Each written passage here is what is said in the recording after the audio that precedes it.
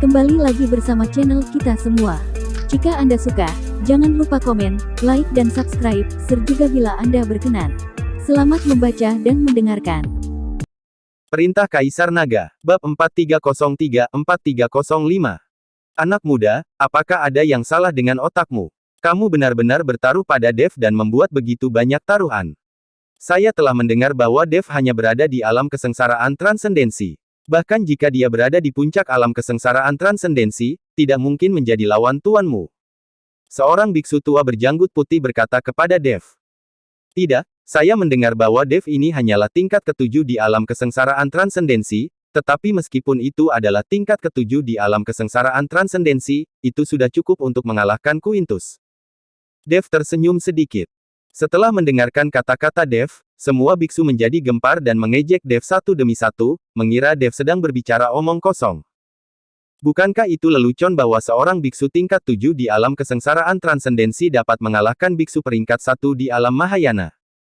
Siapa yang mengatakan bahwa biksu tingkat 7 di alam kesengsaraan transendensi dapat mengalahkan tingkat 1 di alam Mahayana? Aku ingin melihat siapa yang begitu gila. Pada saat ini, sebuah suara dingin datang, dan kemudian Roston Tan membawa beberapa orang masuk. Melihat Roston muncul, banyak biksu di rumah judi semuanya terkejut dan mundur tanpa sadar. Biksu peringkat kedua di alam Mahayana, aura yang terpancar secara alami dari tubuhnya, sudah cukup untuk membuat para biksu ini kedinginan. Ini adalah biksu di alam Mahayana, yang paling dekat dengan alam keabadian. Berapa banyak orang yang berlatih dengan putus asa, dan pada akhirnya mereka semua terjebak di alam kesengsaraan transendensi.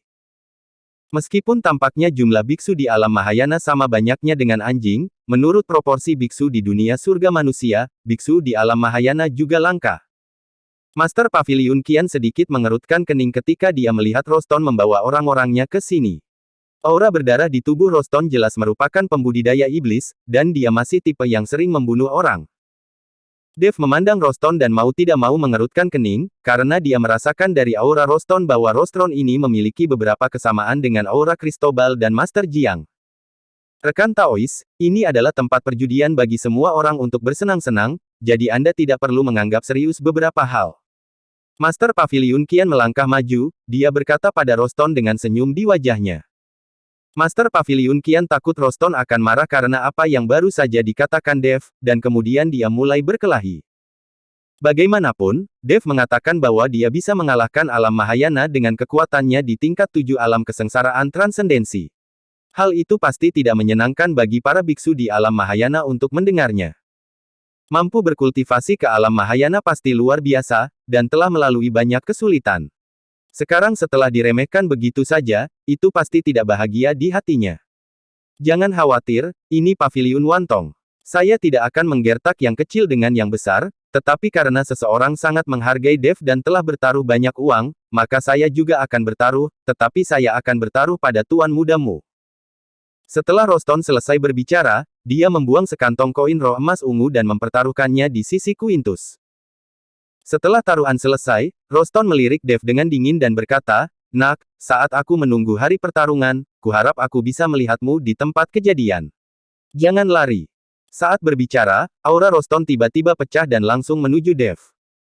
Dev hanyalah tingkat ketujuh di alam kesengsaraan transendensi, dan dengan sedikit paksaan, dia dapat membuat Dev berlutut. Tetapi ketika aura Roston ditekan ke arah Dev, Dev berdiri tak bergerak, seolah-olah dia tidak merasakan apa-apa. Roston tidak bisa menahan cemberut, dan aura di tubuhnya sedikit meningkat. Tapi Dev masih tidak bergerak. Meskipun Dev tetap tidak bergerak, orang-orang di sekitarnya tidak tahan lagi. Banyak orang mengertakkan gigi satu demi satu, mencoba yang terbaik untuk menopang tubuh mereka, dan beberapa jatuh langsung ke lantai. Rekan Taois, saya harap Anda akan memberi kami wajah di Pavilion Wantong dan berhenti membuat masalah di sini. Master Pavilion Qian tersipu dan berkata pada Roston. Saat ini, Master Pavilion Qian tidak tahan lagi, jadi dia hanya bisa mengancam Roston dengan Pavilion Wantong. Roston menahan auranya, melirik Dev dengan heran, lalu berbalik dan pergi bersama orang-orangnya. Setelah Roston pergi, semua orang menghela nafas lega. Dev mengikuti Master Pavilion Qian dan mengulurkan tangannya untuk mengucapkan selamat tinggal, lalu berbalik dan pergi. Setelah melihat ini, Jamal buru-buru mendekatinya, dan mengikuti Dev dengan jungkir balik. Baginya, Dev adalah dewa kekayaan. Dev melihat penampilan Jamal dengan celana panjang, dia dengan enggan mengeluarkan koin roh emas ungu dan berkata, belilah beberapa pakaian, dan simpan kembaliannya untuk dirimu sendiri. Terima kasih Tuan Chen, jangan khawatir, saya pasti bisa mengembalikan uang ini kepada Anda, karena saya tahu Anda pasti bisa menang, dan saya akan kaya saat itu. Kamu memiliki rasio taruhan 10:1 dengan Quintus. Selama Anda menang, taruhan akan digandakan 10 kali lipat. Jamal tampak bersemangat, dan dia memutuskan bahwa Dev bisa menang. Lalu jika aku tidak bisa menang, bukankah kamu akan rugi? Dev melihat Jamal itu dengan main-main dan bertanya. Tidak mungkin, bahkan jika Tuan Chen benar-benar kalah, itu pasti karena membuat kesalahan. Dengan karakter Anda, tidak pernah mungkin untuk melihat saya tanpa uang sepeser pun dan pasti akan mengembalikan taruhan yang saya pasang untuk saya. Jamal berkata. Ketika Dev mendengar ini, dia sedikit terdiam. Ternyata orang ini sudah menghitungnya sejak lama. Jika dia menang, dia akan menghasilkan banyak uang. Jika dia kalah, maka dengan kepribadian Dev, dia tidak akan pernah melihat bahwa dia bahkan tidak perlu memakai pakaian, dan Dev pasti akan memberinya uang. Lagi pula, Dev tidak kekurangan uang. Jamal ini benar-benar cukup cerdik. Baiklah, pergi dan beli pakaian. Jika saya benar-benar kalah, saya akan memberikan semua uang milik saya. Pada saat itu, hidup saya akan berakhir, dan saya tidak akan bisa menggunakannya meskipun saya memiliki uang. Dev tersenyum acuh tak acuh. Ketika Jamal mendengar ini, dia buru-buru berkata dengan malu, Tuan Chen tidak mungkin kalah, Anda pasti tidak akan kalah. Setelah berbicara Jamal buru-buru pergi untuk membeli pakaian. Lagi pula, pakaiannya sekarang tidak terlalu bagus. Tepat setelah Jamal pergi, seseorang tiba-tiba memanggil Dev. Tuan Chen. Dua sosok datang ke arah Dev. Tuan Istana. Dev menoleh dan menemukan bahwa itu adalah penguasa Istana Guanghan yang datang bersama Yelena. Tuan Chen, saya kira Anda harus segera datang ke kota Nanjing, jadi saya turun gunung untuk mengambil kesempatan. Aku tidak menyangka akan bertemu denganmu. Baru kurang dari sebulan, dan kamu telah dipromosikan ke peringkat 7 di alam kesengsaraan transendensi. Sungguh menakjubkan. Dengan kecepatan kultivasi seperti milikmu, aku khawatir tidak butuh waktu lama sebelum kamu bisa mencapai keabadian. Tuan Istana Guanghan berkata. Tuan Istana, bagaimana bisa begitu mudah menjadi abadi? Dev tersenyum dan berkata. Tuan Istana, mari kita cari tempat untuk berbicara. Orang-orang datang dan pergi di jalan ini bukan tempat untuk mengobrol. Kata Yelena. Iya, mari kita cari tempat untuk berbicara. Tuan Istana Guanghan mengangguk dan mengajak Dev dan yang lainnya mencari tempat tinggal. Dev tidak akan meninggalkan kota Nanjing sebelum pertarungan, lalu penguasa Istana Guanghan juga tidak akan kembali ke Istana Guanghan. Jadi penting untuk menemukan tempat tinggal. Tepat ketika Dev menetap di kota Nanjing, di wilayah utara, ratusan ribu mil jauhnya, markas besar aliansi penyegelan iblis berada. Thomas Zuo sedang duduk tegak di kursinya, wajahnya sangat marah.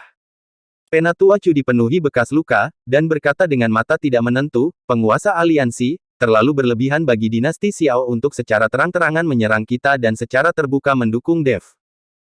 Saya pikir kita harus menemukan cara untuk mengalahkan dinasti Xiao dan membiarkan mereka berhenti mencampuri urusan Dev. Mengalahkan. Bagaimana cara mengalahkannya? Wajah Thomas dingin, matanya membelalak dan dia berkata, mengapa kamu tidak membawa seseorang ke dinasti Xiao untuk memukuli dan mengalahkan mereka? Saya tidak memiliki kekuatan itu. Penatua Chu buru-buru menggelengkan kepalanya ketakutan. Seorang jenderal dinasti Xiao memusnahkan keluarga Feng. Jika Penatua Chu tidak pintar dan melarikan diri lebih awal, dia pasti sudah musnah sekarang. Di mana dia memiliki kemampuan untuk membawa orang ke dinasti Xiao untuk membuat masalah. Melihat Penatua Chu seperti itu, Thomas tidak bisa menahan cemoohan, dan kemudian berkata, "Yah, saya tahu Anda tidak memiliki kemampuan untuk mengalahkan dinasti Xiao. Tapi saya tidak akan membiarkan Anda mati, karena ada hal penting yang perlu diserahkan kepada Anda saat ini." Penatua Chu menghela nafas lega ketika dia mendengar ini, dan buru-buru bertanya, "Penguasa aliansi, jika ada yang harus aku lakukan, katakan saja, aku akan melakukan yang terbaik." Baru-baru ini, banyak kultivator iblis dari aliansi penyegelan iblis kita akan keluar, bahkan mereka yang bekerja sama dengan kita memiliki hati pemberontakan. Saya telah menerima berita yang dapat dipercaya bahwa seseorang secara diam-diam menyembunyikan sejumlah besar kultivator iblis, dan kultivator iblis ini semuanya dikurung di tempat-tempat tersembunyi. Anda dapat mengajak beberapa orang untuk mencari tahu. Kami di wilayah Utata tidak akan pernah membiarkan orang seperti itu ada, apalagi keberadaan kultivator iblis yang tidak berada di bawah kendali aliansi penyegelan iblis kita. Hanya dengan menangani urusan di wilayah utara dengan baik kita dapat memiliki kekuatan untuk bertarung dengan dinasti Xiao. Adapun Dev itu, jangan khawatirkan dia. Hadiah selama 100 tahun itu cukup menggoda, dan banyak orang pasti akan menyerangnya. Thomas berkata langsung kepada Penatua Chu. Apakah masih ada kultivator iblis di wilayah utara kita, atau apakah itu kultivator iblis tersembunyi?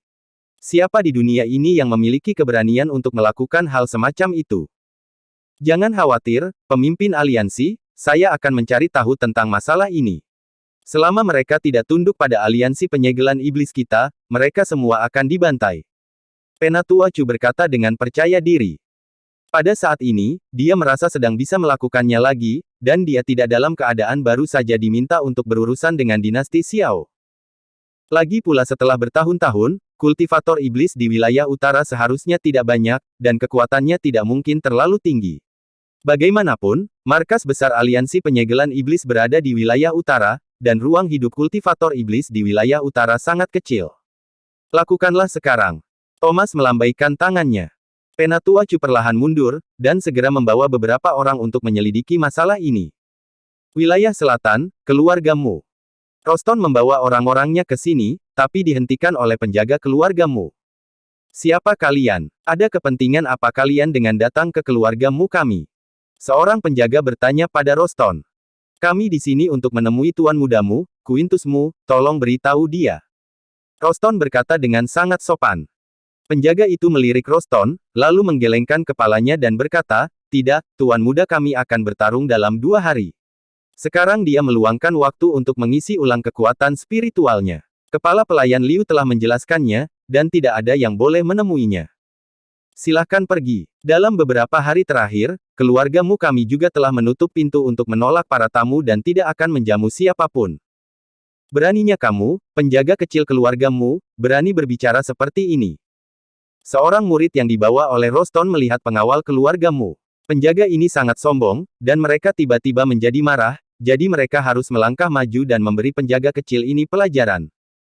Namun, dia dihentikan oleh Roston. Lagi pula, kali ini dia datang, selain bertemu Quintus, dia juga membutuhkan bantuan keluargamu untuk mengirim sekelompok biksu. Tidak baik jika kamu berselisih dengan keluargamu dan menjadi kaku. Adik kecil, sejujurnya, aku adalah teman tuan mudamu Quintus, dan aku harap kamu akan memberitahu dia untukku. Kata Roston, mengeluarkan beberapa koin roh emas ungu dan menyerahkannya kepada penjaga. Tapi siapa yang tahu bahwa penjaga itu benar-benar menjatuhkan koin roh emas ungu di tangan Roston, dan berkata dengan acuh tak acuh, segera pergi, jika tidak, jangan salahkan kami karena bersikap kasar. Saat ini, Roston juga menjadi marah. Bagaimanapun, dia adalah master di alam Mahayana. Terlalu memalukan untuk diblokir oleh 2 petugas kecil seperti ini. Saya melihat aura di tubuh Roston sedikit bergetar, dan kedua penjaga keluargamu tidak punya waktu untuk melakukan gerakan apapun, dan mereka semua jatuh ke tanah dalam sekejap, dengan ketakutan di mata mereka. Roston tidak membunuhnya. Bagaimanapun, anggota keluargamu ini diberi pelajaran. Jika mereka membunuhnya, itu tidak akan mudah.